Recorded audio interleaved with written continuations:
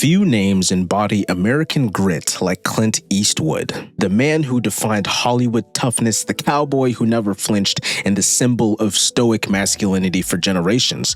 But before all the fame, the movies, and the legend, Eastwood had to survive something far more real than any Western shootout. Before he was a Hollywood icon, Clint Eastwood almost died in the Pacific Ocean, all because of a simple ride that he hitched home after visiting his girlfriend. In September 1951, Eastwood was just 21 years old, a young Army private stationed at Fort Ord, California. After a weekend in Seattle with his girlfriend, he caught a ride home on a Douglas AD-1Q Skyraider, a Navy attack plane heading south.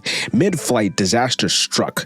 The radio failed, the oxygen system broke, and before long, the plane ran out of fuel off Point Reyes, north of San Francisco. The pilot, Lieutenant Francis Anderson, ditched the aircraft into the freezing Pacific. The Skyraider sank almost instantly. Eastwood and Anderson escaped, but in the chaos of waves and darkness, they became separated, each forced to find their own way to shore. With nothing but a small life raft, Eastwood began the long swim towards a faint glow of land. He fought through the cold surf, thick kelp, and exhaustion for hours on end, later estimating that he swam nearly 2 miles from the crash site. Eventually, he washed ashore near Abbott's Lagoon, dragged himself over a barbed wire fence, and stumbled towards a nearby Coast Guard radio station.